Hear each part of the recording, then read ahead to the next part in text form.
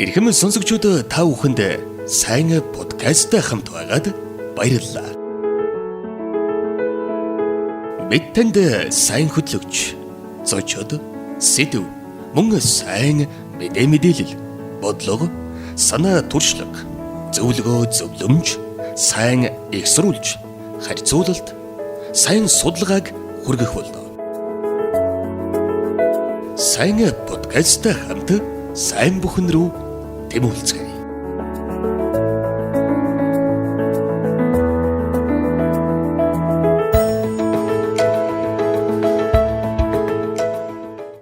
Сайн бацгаана уу эрхэм сонсогчдоо, сайн подкаст шинэ дугаараа эхлэх гэж байна.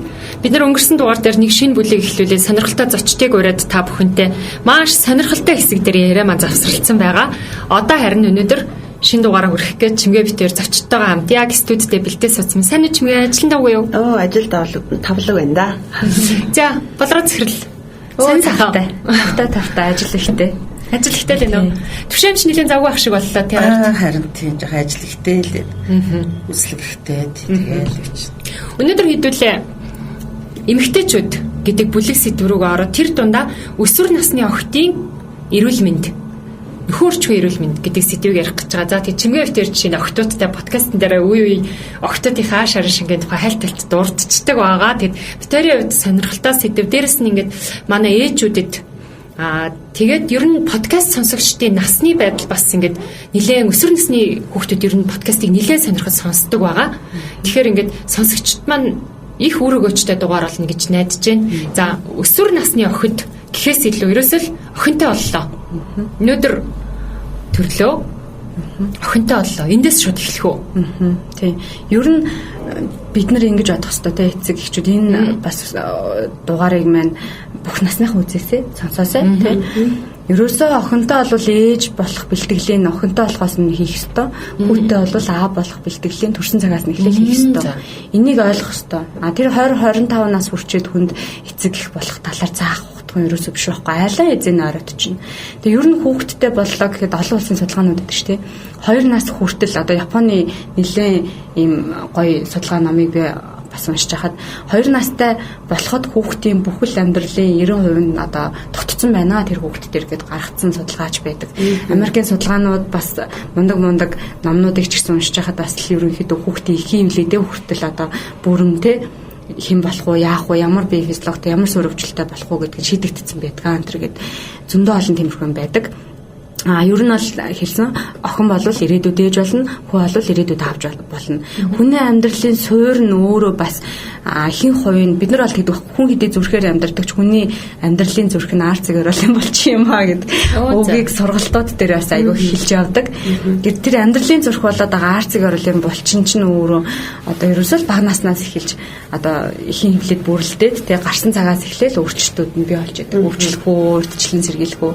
За энэ дээр зүгээр манай эмнэлэг дээр гаргасны судалгаан дээр чинь хэрцэн хайжлуулаад төрөөд байгаа эмэгтэйчүүд хамгийн анхны төрөлтөн дээр тий хэрцэнгийн хайжлбартай төрж байгаа энэ эмэгтэйчүүдийг асууж байгаа байхгүй юу? Та бага наснда тий ер нь одоо бүр бага наснда бага антер байхдаа өтгөн хаталтай байсан уу, хэвлэлийн тархалтай байсан уу, хитрхийг харшил ханаад астамтай байсан уу гэж асуухаар за 100-80-аас 90% нь 10 эмэгтэй тутмын 8-аас 9 нь тийм гэж хариулдаг. Тэгтэл бас анхны төрөлтөн дээр судалгаа аваад үзэхээр маш том биетэй мөртлөө маш жижиг хүүхдээ хэрцэн хажуулаад төрчөөд байдаг. Маш жижигхэн биетэй мөртлөөтэй энэ нарцгасны хэмжээ айгүй жижиг мөртлөө их том толгойтой хүүхдийг айгүй өөрөөрөө хэвийн төрүүлж байгаа тохиолдолд энэ дандаа нөгөө анхны төрөлтөн дээр яриад байгаа шүү. Тийм байгаад байдаг те. Энэ дээр ингээд бодохоор яг хөө манай эмэгтэйчүүд асуухаар имжил ажиллаа хийсэн штэ энэ төр гэдэг нөгөө юмд айгүй буруу нэлзах айгүй сонирхолтой хүмүүс айгүй байдаг. Имжил ажиллаа хийсэн. Би бол өөрөөрөө зүгээр төрчих гэсэн чинь имж ажилласан. Энэ бас нэг талтай имж ажиллаад байгаа зүйл өрөөсөө биш. Тэр хүний булчингийн тэлэлт хэр зэрэг байна гэдгээс шалтгаалаад энэ тэлэлт минь тухайн төрөх үеийн процессоос гадна тэр өсвөр насны охидын нөхөрчхийн боловсрол те тэр нөхөрчхийн эргэтнийг хэрхэн яаж хайрлаж хамгаалж эрүүл одоо арчилжийн зөв хөршилтэй байна гэдгээс хүртэл асар их шалтгаалаад байгаа зүйл л те. Тэгэхээр л бид нөгөө ерөөсөө ирээдүйд эрүүл биетэй, эрүүл гэр бүлтэй, эрүүл юм нийгэмд эрүүл гэр бүлээ өсгөё, аз жаргалтай амьдрал гэж бодож байгаа бол ерөөсөө л өсвөр гэхгүй бас бага наснасаа эхлээд л анхаарах хэрэгтэй. Бага насны хүүхдүүд ч орондоо шийдэж зөвхөн энэ төрсний дараа эмэгтэйчүүдэд тулгамдсан асуудлууд үүсдэг зүйл ерөөсөө биш. Бага насны хүүхдүүдийн цагаан мах хэрэгжийг орондоо шийдэж гэдэг юм уу? Энэ асуудлууд бол маш их байгаа шүү дээ. Тэгэхээр ер нь л одоо маш сайн боловсралтай болох хэрэгтэй. Ингээд нөгөө талаасаа бодоод үзэхээр өсвөр насны хүүхдүүдийн хамгийн их боловсрал авж байгаа хүмүүс нь өөртөө бас боловсралтай байх хэрэгтэй. Энэ дээр нөгөө хамгийн дотны ээж орчод шүү дээ. Ээж өөрөө боловсралтай байж өсвөр насны хүүхдүүдийг боловсралтай болгоно. Улс боловсралтай байж багш нарыг боловсралтай болгоод эрүүл мэндийн хичээлийг чанартай бий одоо түгээнэ, тогтолцоогоор ч гэдэг юм уу. Ийм зүйлүүдээс дурддаад гарччихлаа л да. Сая болормоц цэцэрлэгийн ярианд дурдаг юм. Маш жоохон одоо бага насны хүүхдүүд шээс задгаралтай байна. Цаамах хэрэгжинэж. Яг энэ зовиоруудыг танад төр чимчлээд идэв лөө. За ерөнхийдөө бол бид нар болно тийм. Агашд нүүцлэг хийгээд шаардлагатай зөвлөгөөнүүд өгөө дараагийн эмчилгээний эмнэлэг рүү нөгөө шилжүүлэх шаардлагатай бол шилжүүлээд тий боломжит нөхөн сэргээх энэ төр хийгдэх шаардлагатай бол бас авч болж байгаа. Ер нь бол арцэг ёроолын булчин гэдэг тэр булчингийн л одоо эмчилгээ их чухал байгаа дээ. Тэр булчингийн хөгжил яг тэр булчингийн тухай нэр ялангуяа эмэгтэй хүнийх дээр бага насны хүүхдийн дээр чинь тэгвэл ямар онцлог байна?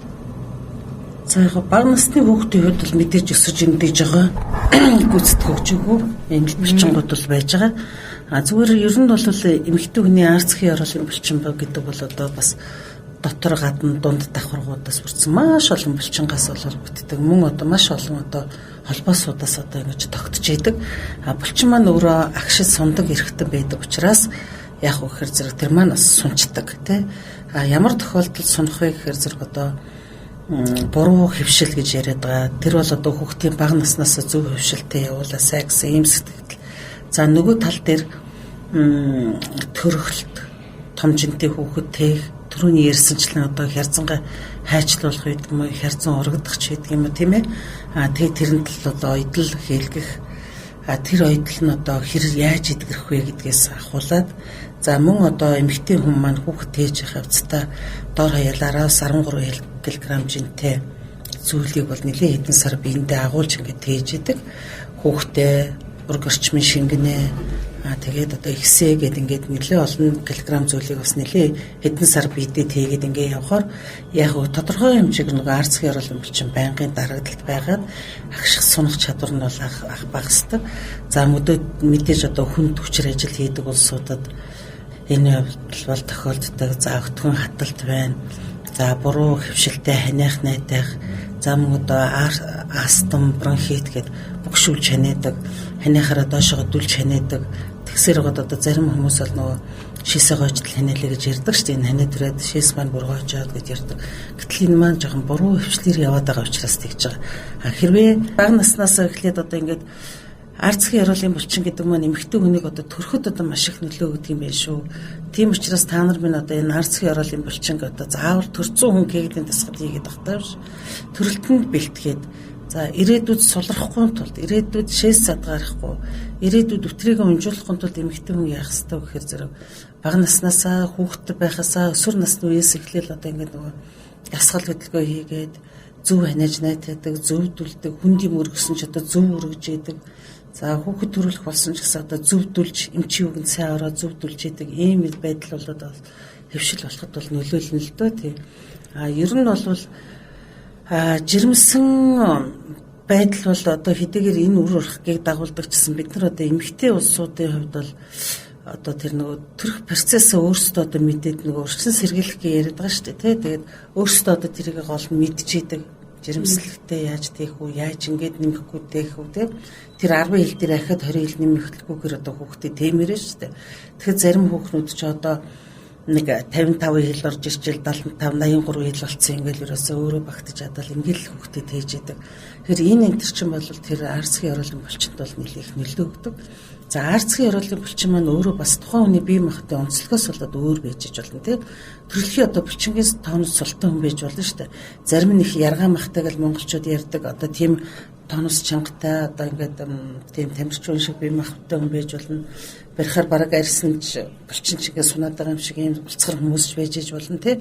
Тэр зэрэг бие махбодын онцлогоос хамаарат нөгөө арцгийн оролын булчингийн маань сулрал хэр зэрэг одоо хордон тий нөлөөх вэ энэ төр гэдгийг хүртэл одоо бас бодож л байх хэрэгтэй л дээ. Тэгвэл нөгөө өсвөр насны хүүхдийн охтынхоо эрүүл мэнд рүү оръё. Надад ингэж сүүлийн үед авж байгаа мэдээллүүдээр одоо юу охтуудын сарын эмх эрт ирж гэн, бэлгийн боожлт их эрт явагдаж гин гэж яригдчихэж байгаа. Тэгээд дээрэс нь ингээд охтуудын үед бас аягүй тулгаандсан бас нэг асуудлууд нэг сарын тэмдэг өвдөлттэй ирдэг байдаг тий. Тэр энэ ер нь ямар одоо шалтгаантай байдгийн үнэхээр тэгж бэлгийн боожлт залуужаад байгаа юм. Тийм шүү. Бэлгийн боожлт бол ер нь бол залуужаад байгаа. Одоо сүүлийн үеийн одоо тоон баримтаар бол ер нь 9-өөс 18 наснд одоо өсвөр нас явагдаж гин гэж үзэж байгаа. Яагаад гэвэл одоо 9 настай хүүхдийн сарын тэмдэг ирж байгаа учраас тэгж байгаа. Уг нь дэхэндээ бол нэг 12, 13, 4-өөс ингээд эхлээд ингээд явдаг гэсэн бол одоо бүр ингээд бүр 10 байсан нь одоо сүүлийн намд бол 9-өөс гэж ингээд бичсэн байгаа. Тэгэхээр зэрэг бид нар яах ёстой одоо хүүхдийн одоо өсвөр нас хөгжилт бойжилт гэдэг маань ийм их хурдцтай бас одоо урагшилж байна. Тэгэхээр зэрэг энийг бас анхаарах хэрэгтэй. За 9-оос одоо дотгошоо ирвэл энэ бол бас янз бүрийн эмгэг байж болох учраас даруй эмчид хандах хэрэгтэй.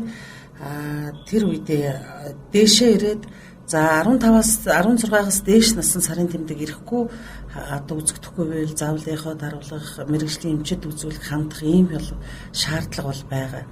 За сарын тэмдэг гэдэг маань одоо бие мах одоо өсвөр наснд одоо ингээ хөгжөөд ирэхээр зэрэг яадаг. Бид нар одоо охтууд ингээд өссөн шүү дээ тий 9-өөс 12, 12-аас 15, 18 нас гэл ингээд явхаар бие махбодын хөгжил хүүхдүүдийн өсөлт бол бойжлт харилцан адилгүй байж байдаг. За тэгээ өсвөр наснд ороод ирлээ гэхээр яах вэ гэхээр хүүхдүүд нэгдүгürt одоо бие махбодын өөр болж байгаа. Тэгэхээр охид бол одоо жишээлхэд мөөмн нурган тий хөхн нургаад эхэлнэ. Тэгээд хөхн нурган умдганд нь үс ургана суганд нь ч юм уу тий бас цөөн тооны үсэр харагдана, охтуудын галбир өөрчлөгдөн, бүслэгийн нарийсаад таазаараа жоох өргөн болдог ч юм уу те эмэгтэй галбиртаа шилж байна. Тэрнээс өмнө 8-аас өмнө насны хүүхдүүд бол яадаг гэхээр ингээд бүгдээр одоо ижлэгийн юм дөрвөлж ч юм уу те бүслэхийг үгээ бүгдээр юм байж идэг гэсэн бол одоо тэгээд бүслэхийтэй болоод ингээд тааз нь өргөсөд ирэх нь хөвгүүд бол энэ дээр нэмэл одоо сахлан нургаал дуун бүдүүрэл те гэх мэтийн юм явагддаг бахан. За тэгээ охин хүүхдүүдийн өсвөр наснд тохиолж байгаа гол юм бол сарын тэмдэг байж байгаа. Сарын тэмдэг маань тодорхой мөчлөгтэй ирж идэг. Эмэгтэй хүн болгоо одоо сарын тэмдэг бол сард нэг удаа ирж идэг. Энэ нэг удаа ирэхдээ бол одоо дор хаяад нэг 21-с 35 хоног дотор ирж ивэл одоо хэвийн мөчлөгтэй байна гэж бол үзнэ. 35-аас дээш хоногоос юм 21-с дотгошоо ирээд ивэл бас энэ одоо эмгэг болж байна. Эмгэг юм уу гэд анхаарал хандуулаад үзүүлэх хэрэгтэй. Зарим хүмүүс сард 2 удаа ирчлээ гэдэг шиг тийм ээ. Тэгээд охтуудын сарын тэмдэг бол одоо ингээд бүтэн тогтворч хүртлээр дор хаяад нэг 2 жилийн хугацаа бол байдаг гэж үзэж байгаа.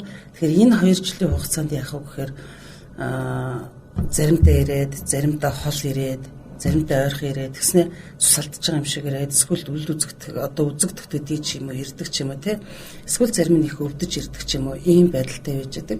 Тэгэхээр л мэрэгжлийн эмчид ханд гэдэг маань энэ.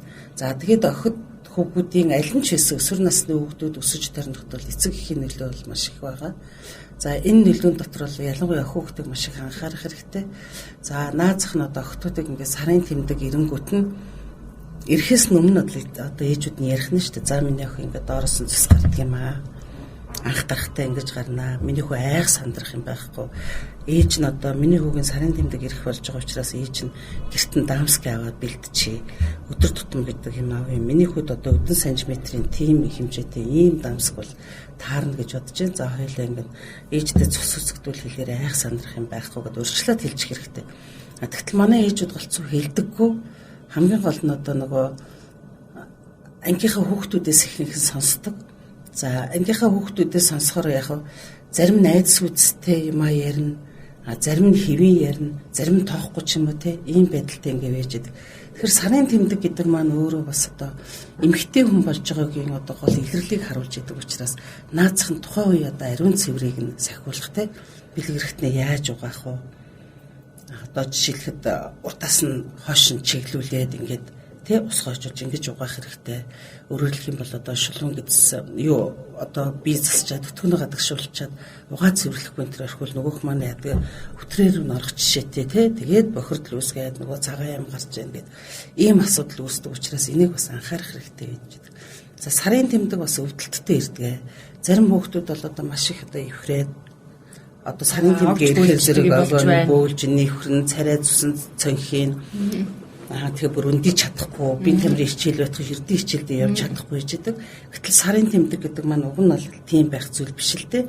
Хичээлдээ явна, эрдийн үйл ажиллагаагаа явуулна. Яг зүгээр хоолой жоохон түлхүү хэрэглээд цус их гардаг бол жоохон цус багталт үүсчих гэдэг охтуудын хувьд л ярьж байгаа шүү дээ. Том хүмүүсийн хувьд бол арай өөр. Тэгэхээр зэрэг яадаг вэ гэхээр энэ тохиолдолд нь бид нар одоо тухайд нь эцэг эхүүд бол анхаарна. Ерөөсөө ээжүүд бол эхний хэдэн сартаа бол сарын тэмдэгний мөчлөгөн дээр заавал календар хөтлөх хэрэгтэй. Төдөн сарын төдний өдөр ирлээ, төд хоног их ирлээ, 3 хоног их ирлээ, 2 хоног бага ирлээ, дууслаа гэд ингээд юм уу тэмдэглэгээ хийгээ календар хөтлөө явж явах хэрэгтэй. Энэ нь дараа нь энийг харахаар яадаг вэ гэхээр нөгөө өвдөлттэй ирээд юм уу, их ирээд юм уу ингэхэр зэрэг танаа хүүхдийн сарын тэмдэг хизээ ирсэн бэ гэхээр зарим ээжүүд бол мэддэггүй. Юу үлээ гэдэг нөгөө охин бас мэдэхгүй тэмдэглээг одоо охтын үслэг ил хийхэд одоо сарын тэмдэг мэдэхгүй хүүхдүүд яаж ирдгээ мэдэхгүй тэр бүр яаж арчилгааж мэдэхгүй хүүхдүүд ирж штэ 13 4 хүрсэн. Зарим сайхан охтууд байна зөндөө ээж мэж амар анхаарал тавьдаг охтуудтай тий тэгээд одоо угаах харчгын хүртэл заацсан тийм байж байгаа. Тэгээд наазах нь одоо бид нар бол юу гэж тайлбарладаг вэ гэхээр сарын тэмдэг ирлээ, дамскигаа хийлээ, дараагийнхыг солих боллоо. Тэгэхээр зэрэг ядгүй би ер нь энэ сэдвийг ярих яг идэх хэсгийг ярих дуртай. Ингээ агаар орчинд ингээ шууд дамсгаа суулж аваад хогийн сав руу шидэл цустаа дамсгаа ил хийчих болохгүй л дээ. Нэгдүгürt харагдах үзэг тарих талаасаа нөгөө талаар бид нар ч агаар орчны бохирдол гэж яриад хэдийгээр нэг хүний дамсгаа шидэж байгаа ч гэсэн бас тэрнээс ялгарч байгаа юм гэдэг чинь ямар байх вэ те. Тэгэхээр яг үхээр дараагийн шин дамсг солихдоо одоо тэрийг ингээ сайхан хуйлаж боогод шинэ дамсгийнхаа цаасанд ороогод үзүүрийг ингээд дарчхаар дарагдчихдаг тийм. Тэгэхээр зэрэг энэ минийгээ хүртэл дараад ингээд нарийнхан болгоод ингээ хаяараа. Тэгэхээр зэрэг наазах нөхдүүдэд гоё хөвшил суудаг байхгүй тийм. За ингээд дамскийгаа сольжлоо миний хөө сарын тэмдэг нэржлээ. Одоо дараа нь араас нь гараа маш сайн байгаа шүү гэдэг.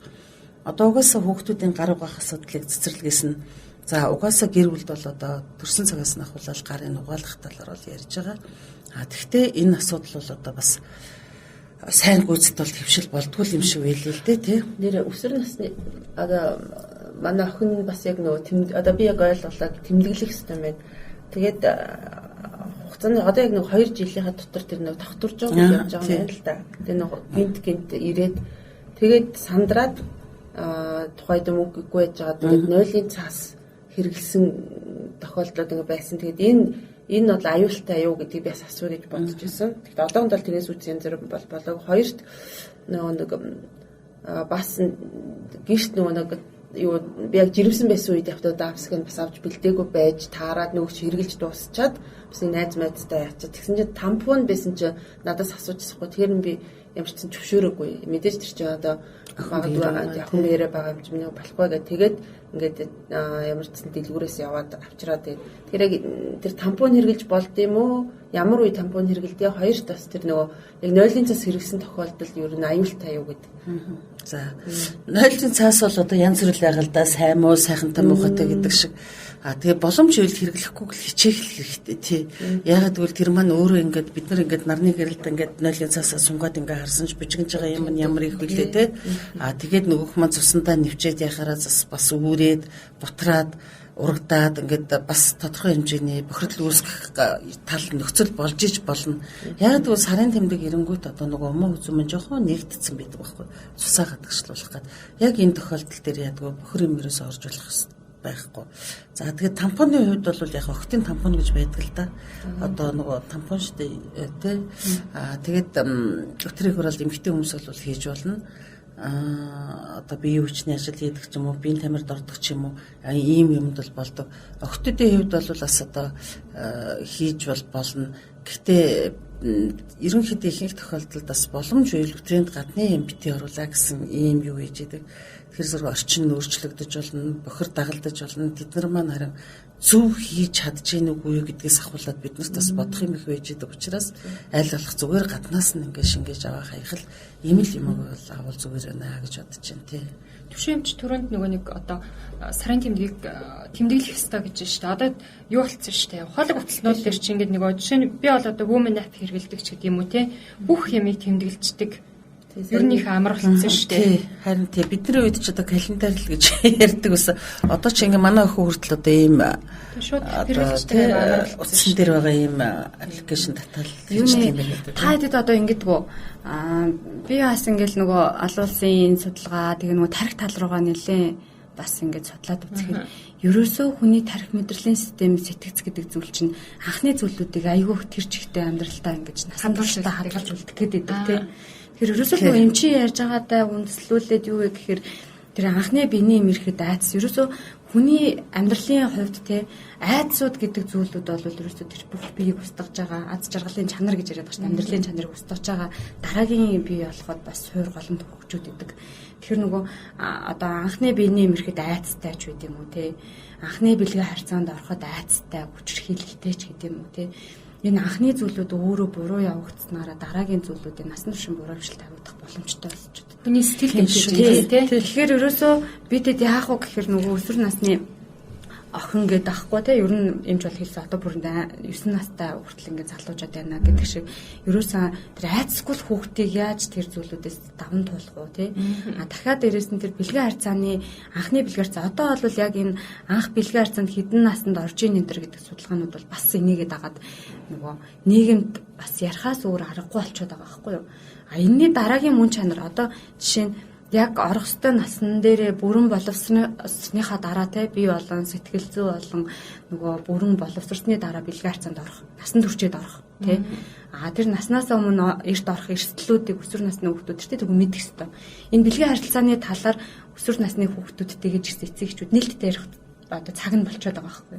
Тэгэхгүй болохоор хин нэгэн найзынхаа төвшөнд яг хин нэгэн зүгээр нэг киноноос те нэг юм сошиалын юмнуудаас ингээд мэдээлэл аваад байгаа ерөөсө хамгийн буруу болчиход идэг.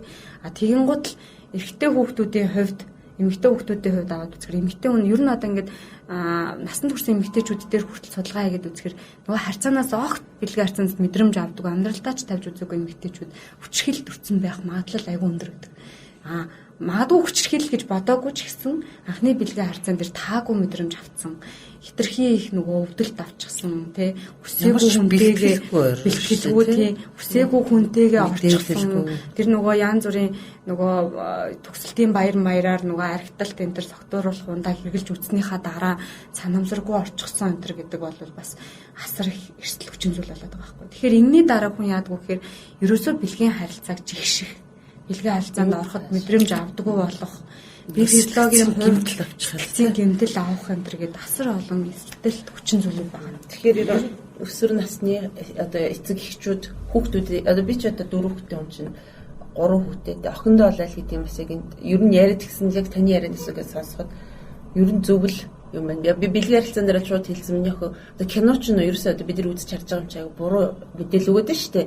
Бараг л юм цай авах юм шиг. Гэхдээ тэр бол ийм аюу нандин юм шүү чи болвол би чам одоо нөхрөө гэж итгэсэн тийм хүндэг чи бие нээж өгөөрэй. За хоёрт тэр бэлгийн харилцаа тийм гоё анхны мэдрэмжтэй эмэгтэй хүний хувьд бол тийм бүр ингээд тийм сайхан зүйл биш байдаг. Өвдөлтийн тухай хүртэл одоо баг ингээд тайлбарлаад ингээд ихтэй ямаандаа энэ чинь өөрөө сайхан гэдэг гэж би одоо манай охин одоо 4 настай.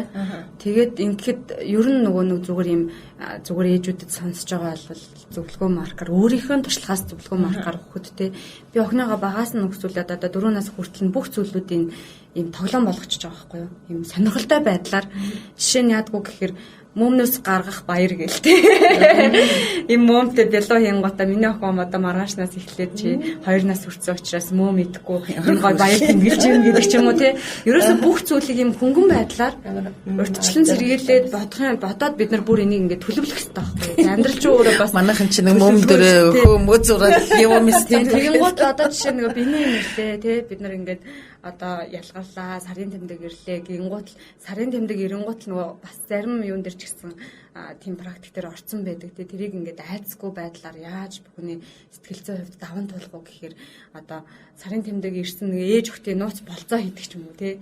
Тэрэн дээр ингээд айх айцыг алга болгодог. Энэ бол одоо миний охин эмэгтэй хүн боллоо гэж мэдрүүлдэг ч юм уу те. Тэгээ ингээд бүр ийм жоохон байхаас нь өсвөлээд яг тэр нөгөө чухал зүйлүүдийн бүгднийг биччих хэрэгтэй байхгүй. Одоо эрэгтэй хөлт бол нойтон зүүдэлж эхлэнэ. Эмэгтэй хөлт бол ингэнэ тэгэнгуутаа эцэг эхчүүд ч гэсэн энэ дэр нэг урдчлан сэргийлээд бараг төлөвлөгөөнүүд өөрсдөө гаргаад те. Тэгэхгүй ингээд яг бодоол одоо би чинь ингээд ингээд тэгин бодоод ижил ажиглахгүй энэ амьдралын их нөгөө зээл өөр зээл одоо монголчууд ч нэг юм стресс бухимдал дээр ингэж явсаран байгаад нэгэн эзэн айлын эзэн ирсэн штэ ээжээ. Одоо айлын эзэн унтсан штэ ээжээ гэд ингээд байгаа хгүй тийм эрсдэл байгаад байна. Тэгэхээр бичингуудаа хизээвэ гэдэг дээр төлөвлөгөө би бол айгуух тэгж бичиж төлөвлөгөө гаргах айгуу дуртай.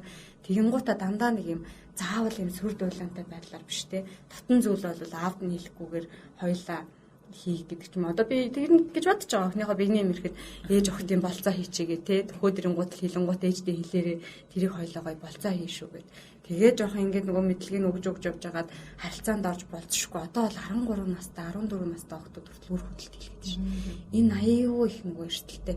Үр хөдөлт хийхээр ирээдүйд яаж ээж болохгүй, яаж дахиж төрөлтийг анхны төрөлтийг эрүүл хүндэлтэй 13 4 настай хүүхдүүд төржвэн цаана. Тийм төрж штэ. Тэгэхээр төрж байгаа хүүхдүүд ийм олон эрсдлээс бид нар ингээд за энэ бол тэр яадгийн асуудалтай гэр бүлүүдэд болдог зүйл гэж юу огт бодож болохгүй тий.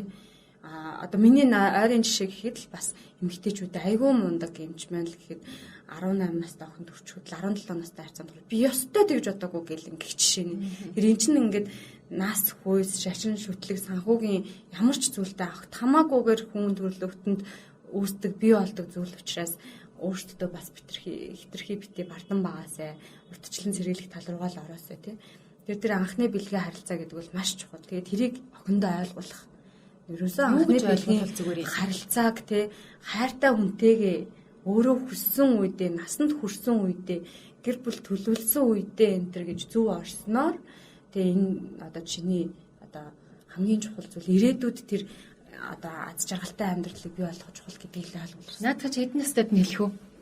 Тэгээ одоо бэлгийн харьцаанд ингээ 13 4 настай байгаа. Тэрээс сарын тэмдэг ирээл ингээл яг 1-2 жил болол ер нь бол дараа нь жирэмслэх нөхцөл бол бүрдэж байгаа учраас энэ ч одоо эртэл ярьж эхлэв шүү дээ тий. Одоо ингээ миний охин эмэгтэй хүн өсвөр насны эхлээд эмэгтэй хүн болж эхэлж байна. Сарын тэмдэг нь эхэлж байна.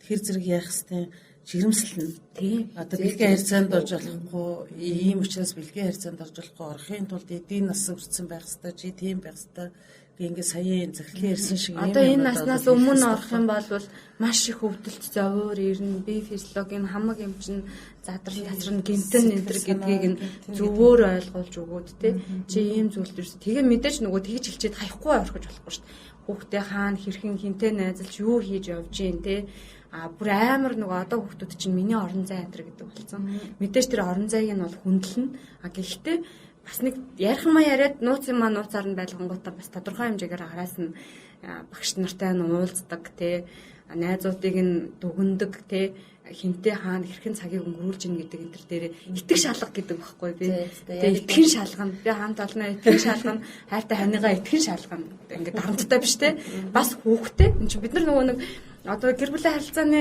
тэр одоо гэр бүлээс гадуур харилцаан дээр хүртэл итгэж гин гэж хэлээд бас хайчиж байгаа байхгүй мэдээж тэр хувийн орон зайны утас муц чат мат шалхах нь цаашаа гэхдээ хаана юу хийж байгаа элен далангуу гоё өмнө нь шилждэг те тэр нь ингээд баталгаатай байдаг ч гэдэг юм итгэх ёстой хажуугаар нь ингээд тэрийгээ соёлтой байдлаар зөв байдлаар шалгах гэдэг өөр аягүй зөв болчиход байгаа.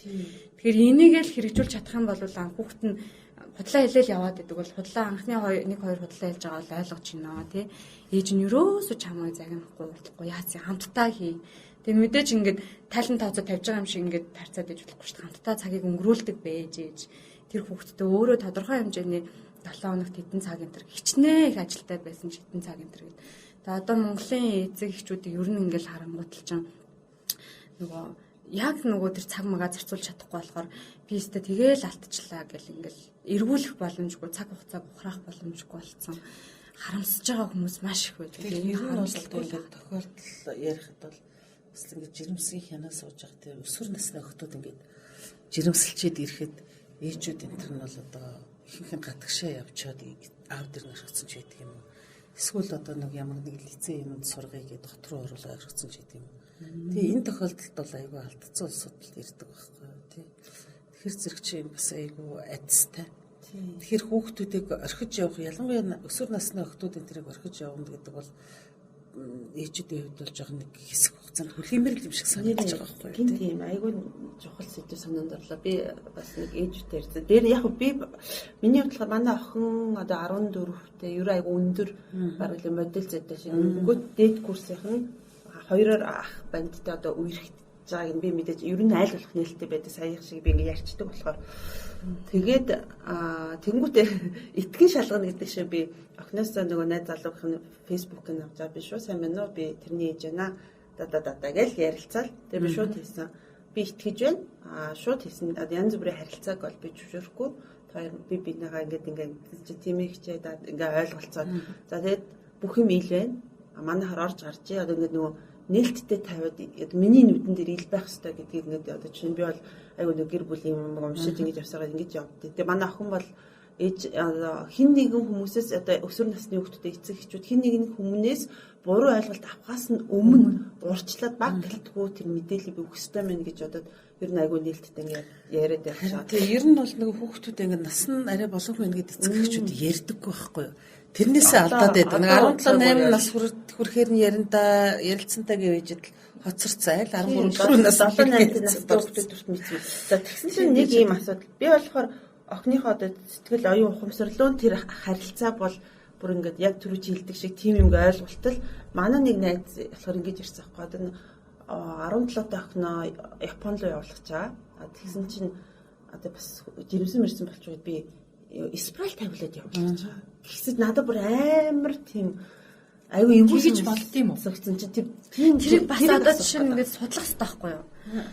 Үнэхээр бас одоо өөрт чи хэлэхгүй тий тэр хүүхэд бас тэгэж яваад спрал тавиулаагүй тэгэл үр хүндэлт хийлгэж байгаа одоо охтууд бол байгаа штэ. Гол нь нөгөө төрөөгүй биеинд спрал зүгээр тавьж болно л доо.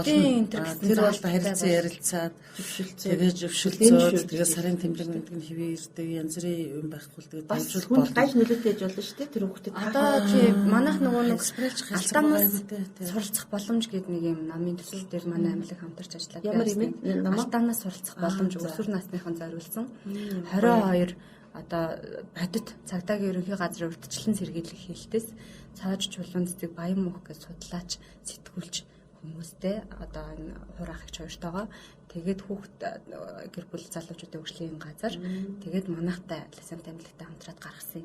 Тэгээд тэн дээр болохоор яг Монгол улсад хамгийн харамсалтай бүртгэгдсэн одоо маш сайн анхаарал халамжтай эцэг ихтэй тий. Тэгтэл ингээд харамсалтай байдлаар бүртгэгдсэн 22 ширхэг юм одоо өгүүлэг байхгүй юу? Сургамжит өгүүлэг байдлаар илэрхийлээд гаргацсан. Гэхдээ тэр нөгөө нэр мэрийг нь нууцлаад те бодит зүйл. Тэгээд тэрний ард нөгөө цагдаагийн газрын нөгөө хууль хяналтын байгууллагын зөвлөгөө, сэтгэл зүйн зөвлөгөө өнтер гэж гаргаад ирсэн. Манай хол сэтгэл зүй тал руу илүү дээр анхаарсан. Тэгээд энэний тэр нөгөө 22 кейс дээр ажиллаж байхад жишээ нь бид нар хүүхдийг болохгүй одоо жишээ нь бэлгийн харьцаанд огторч болохгүй өнтер гэж байна те. Нөгөө тархийг судлах хэрэгтэй, өөрийгөө судлах хэрэгтэй гэдгийг л ерөөсөө охиныхоо оронд би байсан бол өнтер гэдгээр айгуух. Тэгтээ мэдээж тэр тухайн бидний 80 90 оны бие чинь шал өөр шүү дээ. Одооны 2020 оны бие бас нэг өөр болчиход шүү дээ. Тэрийг айгуу сайн судалгаатай бид нар хөрөө мэдэх ёстой. Дахиад дээрэс нь охины оронд би ер нь хүүхдүүд болохгүй гэдэг зүйлээс айгуух болгодог. Болохгүй гэж хорих тусмаа хийдэг. Тийм. Чи хулгай яаж болохгүй, чи худлаа яаж болохгүй, чи дэмэд хэмж болохгүй, чи бэлгийн харьцаанд хамаагүй эрт орж болохгүй гэд ингээ хэлчихэд байна шүү дээ. Тэгэнгუთ л яагаад болохгүй гэдэг байгаа юм гэдгийг баг үтхийн тулд ингээд айгуух тийм асуудлуудад орцсон баг жишээний тий. Тэгтэл тэн дээр ингээд бэлгийн хүчрхийлэл хулгай ч гэдэг юм уу маш олон юмнууд эцэг танаа өсвөр насны хүүхдүүдийн кейс. Бид нар болохгүй гэхээс өмнө яагаад болохгүй гэдгийг маш сайн тайлбарлах хэрэгтэй. Бас нөгөө талдаа хэрвээ ийм зүйл болохоор болвол ингээрэй гэдэг арга замыг бас хэлэх ёстой. Хэрвээ чи бэлгийн харьцаанд үнэхээр одоо орох юм бол ээжтэй үнэхээр хэл ормоор санагдаад байвал тэр одоо 14 15-аас 18 насны охтууд биш үү те. Тэгэхээр тэр охтуудын хүүгүүдийг үнэхээр чи харьцаанд ормоор байгаа бол хэл. Тэгээд яах ёстой юм бэлгэвч хэрэглэх ёстой, хэлэх ёстой тий. Ингэх ёстой, тэгэх ёстой мэрэгжлийн хэмжээс. А гэхдээ аль болох тэрийг оруулахгүй тулд бид нар хамгийн гол нь одоо бидний үеэс төсөөр одоо хүмүүжлийн арга техникээр гаргаж ирээд байгаа тэр нөгөө Z үеийн хүүхдүүдийг бид нар хүмүүжүүлээд байна шүү дээ. XZ үеийн. Тэгэхээр тэрийг л судлах болчих жоох. Тэр хүүхдүүдийн сэтгэл зүй болон мэдрэмж тархийг судалж ийж бас дараагийн юм тий.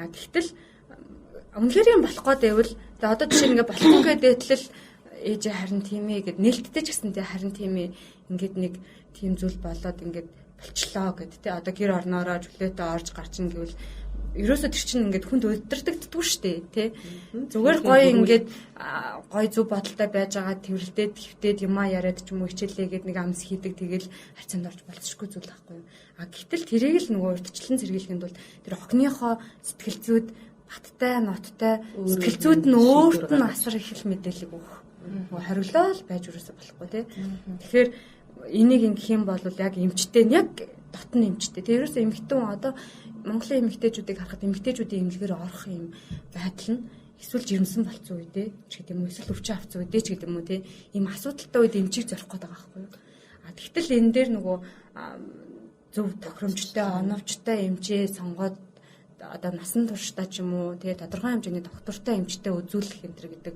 байдал нь байхгүй тий тэгэхээр яг л ингээд охиндоо таарсан эмчийг аваад тэр эмчтэй жилд 2 удаа ч үгүй үлрэлт 1 удаа антер үзүүлээд ярилцуулаад нөгөө ээжтэй хэлээгүй зүйлийг эмчтэй ярьж магадгүй шүү дээ. Эмч бол үзлэг хийгээд тодорхой хэмжээний бас мэдэн шүү дээ. Тэгэхээр хэрвээ ингээл магадгүй хэлж чадахгүй яваад ах юм бол эмч үзчлээ мэдчихэж шүү дээ. Тэгэхээр ерөөсөө эн чинь нөгөө хүүхдийг хүмүүжүүлэхэд багш эцэг их хүүхдээ оролцоо гэдэг шиг эрүүл мэндийн тал дээр эцэг их хүүхд эмчийн оролцоо айгуу чухал болчих жоохгүй. Ингээд нөгөө эрүүл мэндийн гурвалжин шиг гурвалжингаа бас бүтцээрээ барьж иж тэр хүүхдийг зөв сэтгэл зүйтэй болно. Зөвхөн өөрөө яриад байгаа. Тэгээ мэдээж харьцаанд зарчлаа бол мэдээж одоо нэгэнтээ орцсон байна те. Тэгин бол одоо энийг ингэж хамаагүй хийж болтгүй. Одоо өөр хүндэлт гэдэг чинь ийм эрсдэлтэй юм те. Бас нөгөө талдаа энэ өсвөр насны эсрэгээр одоо хүүгүйсэн ч гэсэн өсвөр насны охинтой бол өсвөр насны хүүгүүдийг судлах хэрэгтэй болчихж байгаа. Өсвөр насны хүүтэй бол өсвөр насны охтуудыг судлах хэрэгтэй болчихж шүү дээ. Тэгэхээр энэ болгоныг л ойлгох. Тэгэл нөгөө л ухагтхан ерөөсөө хүн өөрийгөө л таньчих юм бол энийг буцаагаад охиноо таних одоо хүүгээ таних боломж болцсон бүрдээд байна. Тэгэхээр анхны харилцаа би одоо жишээ нь ингэдэг байхгүй нөгөө сексолог талдаа бодоод үзэхээр маш олон зүйлүүдээс хүн таашаал авдаг. Хүлээ урууч нөгөө үнсээ таашаал авч болно тийм. Гарыг хүрээд ингээд Европын оронд бол би одоо тийм судалгаануудыг уншиж ирсэн. Секс хийгээгүй тийм. Гараар ингээд хүрлцэхэд тавьдаг хүмүүс байдаг гэдэг тийм нөгөө мэдрэмжийн өндөр хөгжүүлсэн хүмүүс хүртэл байдаг байх жишээний тийм. Яг ингээд даавар нь ялгарчдаг хүмүүс байх жишээ нь. Тэгэхээр би болохоор жишээ нь ингээд нөхрийнхөө төвлөлт нь асар их дуртайхгүй. Яагаад вэ гэхээр тэр анхны бэлгийн харилцаа гэхээс илүү анх төвлөрж байгаа мэдрэмж надад нөгөө фул амар гой мэдрэмжийг өгсөн тий. Тэгтэл нөгөө тэр бэлгийн харилцаан дээр бас нөгөө анхны мэдрэмжийг яг тэгэж гоё одоо зөв орж авснаар ирээдүйд гэр бүлийн харилцаа доктортай тэр бэлгийн харилцааны бэлгийн боловсролтой тий. Бэлгийн боловсрол ер нь хүний боловсрол аль болох л хүн чинь ингээл нэг юм одоо өөрөөрөө мэдэж үзчихийж л нэг ингээд ойлгох гээд нэг юм буруу юм маханд байгаад байдаг шүү дээ. Тэрийг бас байхгүй нэг ярьсан спираль тавих тий. За ер нь бол аль болох өсвөр насны төрөөгүй хүүхдэд бол тавих хэрэггүй л дээ. Гэхдээ аргагүй шаардлагаар бол одоо тавихад бол болохгүй юм бол байхгүй тий. Жирэмслээд үр хөндүүлээд үргэлжлэжсэнс спираль гэдэг маань нэг тал дээр одоо хэдийгээр авар одоо хамгаалдагч байсан гэсэн нөгөө тал дээрээ одоо юу байгаа өрөвсөл дагуулах магадлал гэдэг. Яг бол гадны биет гэдэг утгаараа. Гэхдээ тэр болгонч тэгхгүй л дээ. Тэгтэл одоо ямар хүнтэй хэдийд хаана яага бэлгээ харьцаад орчив. Бэлгийн замын халдварт өвчтөй хүнтэй орчвол одоо өсөх халдвар явал тэгэл бүс асуудал үүснэ шүү дээ тий. Тэгэхээр зэрэг тэрийг бол аль болохоор тавихгүйгээр харин тэрний оронд түрүүний яриад байгаа захирлын яриад байгаа шиг одоо ингээ өөрт нь одоо ойлгуулаад тий тархинд нь суулгаад өгчих хэрэгтэй. Чи ингээ бэлгийн хавьдалд орох юм бол нэгдүгээр жирэмслэнэ. Сургууль соёлоо төгсч чадахгүй ингээ явах болохоор зэрэг ингээ үр хөндүүлэх ажил гарнаа. Үр хөндүүлэх юм бол яадгийг өрөвсөл явж болно, нал сэттэй өргүйдэл үүсч болно. Ийм үр урхагтай байна шүү. За хамгийн ойрын одоо хүндрэл гарвал цусаалтаж болно. Ийм болно. За яг бас яадгийн бэлгийн замын халдварт өвчин авч болно. Бэлгийн замын халдварт өвчин авчих юм бол одоо Жишээлбэл тэмбүү өвчин авчлаа гэдэг юм бол яг ингээд имчилж л байгаа юм л да. Бусдад талдаахгүйгээр ингээд биедэн байж идэг. Тэгэл одоо нөгөөх нь яг шинжилгээ өгөхөр энэ чи техниктэй одоо бэлгийн цаг халдварт өвчлөөр тэмбүүр өвдсөн биш. Тэгэл цуснд нь гараад ирдэг. Жишээтэй ингээд тэгэл одоо бас нэг жоохон хэцүү байдал орно шүү дээ. Насан турш юм болж байгаа. Тэгэхээр энэ бүгдийг сэргийлжил байх нь чухал гэдгийг л одоо эцэг хүүхдүүдтэй бол маш сайн ойлгуулад угаасаа энд нь суулгаад өгчих юм бол толгойд нь суулгаад өгчих юм бол одоо тэгээд аль болохоор би ярьсан болохгүй. Тэгээд ээжүүд ер нь гэр бүлүүдийг хараад хахад аав нь эхнэрээ хайрлаад ахаар хүү бол ирээдүйд эхнэрээ аюулсаа хайрлаж байна. Ээж нь ханыгаа сайхан хүндлээд ингээд ахаар охин бол ирээдүйд ханыгаа аюулсаа ойлгож байна. Тэгээд хэлэх ярахаас илүү үйлдэлээр үзүүлэх гэдэг зүйл аягүй чухал байна. Ээж нь өөрөө тий одоо нэгсэндээ бэлэг хэрэгтнээ зөв угаагаад нөгөө бид нар ч гэсэн тий хитэн хүүхд гаргацсан байсан ч гэсэн нөгөө аягүй бүдүүлэг биш нөгөө юм чи хэлтгэр дамс хийгдэ гэж затгаа ингээл нойлын юг онгойлгох тлээ чихэн дамсаг ингээл байж их юм бол тэр хүүхдэд 1000 эмчээр боловсрал олгоод энэ хэрэгцээгүй шүү дээ тий. Тэгэхээр эхлээд ээж нь ерөөсөө л өөрөөр үлдэх би ийм гоё ариун нандан харилцаатайгаар тий одоо магадгүй залуудаа алдсан бол тэрийг яаж зөв ойлгуулж ингэж ухаарч шít. Эхлээд өөрөө ухаарч ич хүүхдийг ойлгуулж. Тэгэхээр ухаарсан ээж учраас хүүхдэд ингээд тодорхой хэмжээгээр нэг амар ингээд би ингэж алдсан гэж ярьдаг бас нэг буруу юм шиг байгаа. Миний ээж алдсан юм чинь би ч гэсэн алдаж магадгүй хүн болгонд алдаг шít энэ төр гээд тий. Тэгэхгүй зүгээр би ийм гоё ариун нандан харилцаатай бит хоёр эцэг их хоёр нь чи бол ингээд хайр дээр хүүхд үсч идэг тий. Тийм учраас ингэсэн байгаамаа гэд. Тэгэнгუутаа өөрийнхөө бие авч явж байгаа байдал хайр халамж те юу гэдгийг ахын ариун цэвэр те өөрсдийнхөө нөхөрчгөд анхаарж байгаа ариун цэвэр ээж нь өглөө болгон байнд ороод одоо бэлгэрхт нь угаадаг бол охин яг л угаадаг болох жишээ нэ те ингээд орой алга угаадаг болох өөрөөр л ерөөс энийг тэгээ нөгөө дотор хувцсандаа анхаарах өөртөө ерөөс маш сайхан ингэж нөгөө эмнэлгээр дагуулж явахтаа хүртэл тодорхой хэмжээний за нэг удаагийн хэрэгсэл энэ төр гэдгээ шалгаад үзчихдэг энэ төр хөвшилтэй байж иж хүүхд тэрийг хараад тэр болгоноос ингээд далд ухамсар гэдэг зүйл нөгөө хүний ер нь нөгөө онгорхоо эргэтэн байгаа шүү дээ. Нүдэрээ хараад хамраараа үнэрлээд чихээрээ сонсоод те энэ нэгдэл чинь нөгөө байж иж үнэн байгаа байхгүй. Тэгэхгүй болохоор нэг нүдэрээ харчаал амаараа буруу юм яриад байдаг. Чихээрээ сонсчвал одоо те ингээд буруу юм яриад байдаг ч үгүй юм уу. Ингээд нэгдэхгүй байгаад байвал энэ ч өөрөө буруу худлаалчдаг шүү дээ. Тэгэхээр хүүхдийнхаа чихэнд нь чилэх хэрэгтэй ах нь нүдээр нь ч харуулж эмчтэйгээ уулзах хэрэгтэй ах нь үнэр ам мэдрэхүйгээр нь ч гэсэн ойлгох хэрэгтэй байна. Өөрөөс нь ингээд яг ойлгосноо миний охин гэж ингээд асууж ах хэрэгтэй. Яриалаадаг. Гэтэл нөгөө ярианыхаа ард нь нэг цөөхөө өдөө авчаад заа гэл өнгөрчдөг те. Тэгэнгუთ буцаагаад асуугаад те яасан миний охин яг ээжийнхээ саяны ярьснаас юу ойлгосон бэ? Миний хүү саяны ярьснаас юу ойлгосон бэ? Нээлттэй хэл. Тэрөөсөө эцэг ихтэйгээ харьцахад айдас гэдэг зүйлийг л ерөөсөө анхаарчтанд байлгаж болохгүй. Би харин ингээд ааваас яагаад ярьж чадсангүй. Би харин ээжээс айгаад ярьж чадсангүй. Яагаад танаас өнөөдөр хүүхэд чи айхал юм бол хизээш та хоёрын харилцаанд тэр нэг татны харилцаа үүсэхгүй байхгүй. Их хүрээ эцэг үгийн те харилцаанд. Тэгэхээр айдасгүй хүссэн зүйлээ ярьж чаддаг. Тэгээд алдаа эрсдэл гаргах юм бол тэрийг тодорхой хэмжээгээр маш хурдан шийдэж ингээд оюун ухаанд тархинд зөв мэдээллийг суулгаж өгөх гэдэг рүү бол аюул анхаарах хэрэгтэй байна тийм. За нэлээд халах яриа. Би тестөө нэлээд удаа ярьсан байна. Бүр 40 минут ярьсан байна. Тэгтээ сонсогчд маань сонирхолтой байсан бахаа гэж бодож байна. Яагаад гэхээр бүх л одоо хүүхдтэй хүн бүрт гэр бүл болгонд хэрэгтэй мэдээллүүдийг хүргэсэн баг. Дээрэс нь манай өсвөр насны сонсогчид бас заавал аав ээж ингэх ёстой юм байна гэхгүйгээр би ингэх ёстой юм байна шүү гэд бас манай мэрэгжлийн хүмүүсийн ярьсан яриаг амьдралдаа хэрэгжүүлээд оюухандаа хадгалаад аваасай гэж хүсэж байна. Эндээс тулгуурлаад нөгөө өөрийгөө өөрчлөн гэдэг шиг нөгөө эцэг эхчүүд ч гэсэн өөрийнх нь алдаа хаана би өсвөр наснда юун дээр алдлаа. Энэ миний тарих мэдрэл байгаа гэмтэл юу вэ энэ төр гэдгээ бас ухаж бодоод энийг алга болгоод одоо гэр бүлийн асуудалтай хүмүүс бол барс яг энэ өсвөр насны гэмтэл суурь нь бас болцсон яваад байгаа тохиолдол байдаг учраас энэ дээр бас бодоод үзээд тэр 10 жил 20 жилийнхэн өөрийнхөө амьдралыг ухаж түнхүүд энийг илааршуулаад алга болгоод өөрийгөө уучлаад гэдэг юм уу тэ нөхрөө уучлаад бас нэг юм алхмыг хийх юм бол гэр бүлийн харилцаан дээр ч гэсэн өөрчлөлт твшил бол аягүй сайн гарах байна. Тэр хүн төрлөختний суурь нөр өсвөр наснаас өөр хүүхэд багасаа эхлэл тавигдчихж байгаа учраас Тийм. Одоо нөгөө манайхан чинь ингээл хүүхд нь алдчих юм бол үйл өрмөр гэл ингэдэг шүү дээ. Тэгээ нэг талдаа үйл өөр гэдгийг юугаар бодоод байна гэхээр та үнэхээр өсвөр наснда тэр хүүхдийг л өсөж чадаагүй үйл өөр болохоос биш зүгээр нэг юм хийсвэр те нэг ингээл шашин шүтээд ч гэдэг юм уу те ингэж яагаад тэрнээсээ болоод эсвэл нэг ингээд хүүхд нь алдчихна гэдэг зүйл байхгүй. Тэр буруу суулгаж чадаагүй, хөвшил, хэлж чадаагүй, зөвлөгөө харилцаж чадаагүй дотны харилцааны чинь алдаа нь 20 жилийн дараа, 10 жилийн дараа өөр хүүхэд минь алдчихсан байх магадлал өндөр байгаа шүү дээ.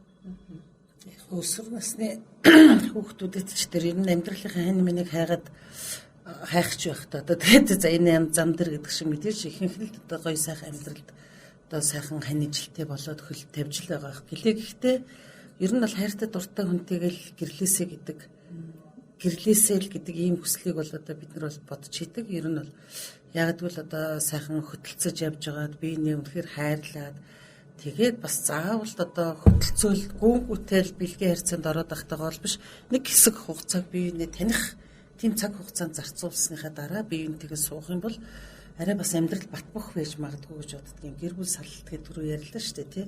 Салалтын үндэс бол ерөөсөө төр зүрийн юм. Эсвэл одоо нэг бие биенээ хайрлахгүй байжсэн яадгийн. Бэлгийн харьцаанд ороод анхны бэлгийн харьцаараа жирэмсэн болчлоо. Тэгээ яах вэ? Одоо нэгэн жирэмсэн болсон юм чи хоёулаа суугаа суучдаг. Гэтэл өөр үзэл бодолтой, өөр сэтгүүтэй ус нийлчихэд одоо эдгээр яах вэ? Аяндаа зам нийлхээ байгаад ирэхээр салт сархина ш. Тэгэл нөгөө хүүхдэмчрэл сэтгэлийн амир гүн одоо хямрал стресс аваад те ингэж идэг. Тэгэхээр зэрэг ерөөсөө хайртай хүнээ олж л гэрлэх тэр хайртай хүндээ нөгөө охин бие сайхан хадгалж аваад авчиж өгөх л одоо хамгийн гоё бат бөх амьдралын нэг үндэс болно л гэж бодож байна л да. Нөгөө амьдралын чанар руу очлаараа нөгөө хөрвүүлээд нэг ганцхан юм ярихад те нөгөө мэдээж хүн бол ажиллаж байгаа ажил хөдөлмөрөөсөө чанартай амьдралынхаа кафег аавна. Гэхдээ хүн болгон математикч болох албагүй хүн болгон ээж аа болно гэдэг шиг өсвөр наснд эцэгчүүдэд ажиглагддаг зүйл хэтэрхий их мэрэгжил сонголт руу айгүй их цагийг сүүлийн үед зарцуулдаг болсон. Тэгээ мэдээж энэнд бол зарцуулах ёстой. Гэхдээ нөгөө гэр бүлийн амьдрал үүсэх боломжтой яг л энэ өсвөр насны хүүрч хүрүү цагийг зарцуулснаар ирээдүйд жинхэнэ чанартай амьдралыг чинь суурь нь бас энэ байгаа шүү тий. Энийг хамгийн түрүүнд нэгдүгээр тавьж үзээд урьдчилан сэргийлээсэ гэж бас хүсэж байна. За баярлалаа эрхэм зочдтой яста чухал сонирхолтой мэдээллүүдийг сонсогчд манд хүргэлээ. Тэгээд манай шинэ бүлэг үргэлжилж байгаа. Дараагийн дугаарт бид нэр өшөө илүү сонирхолтой, илүү чухал сэдвүүдийг хөндөж ярилцах болно. За тэгэхээр манай Facebook хэрэглэгчид маань манай подкастыг бас шууд онлайнаар сонсох боломжтой байгаа. Тэгэхээр латинаар сайн подкаст 1 гэд хайх юм бол манай подкаст онлайнаар одоо линкүүд орж байгаа шүү. Тэгээд манай сайн подкастын сонсогчид маань та бүхтэйгээ хүсэлтээр бас бид энэ нэвтрүүлгүүдийг энэ подкастуудыг явуулж байгаа учраас араасаа үргэлжлээд маш сонирхолтой мэдээлэлүүд явах болно. За мөн цаашлаад бас бидний подкаст маань нийслэлийн тэргүүлэгч FM 101.7-оор Пүрэв гариг бүрийн 18:30 минутаас FM-ээр явж байгаа шүү. Тэгээд бидэнтэй хамт байсан та бүхэндээ баярлалаа. Дараагийн дугаар хүртэл түр баяртай. Баярлалаа. Баярлалаа.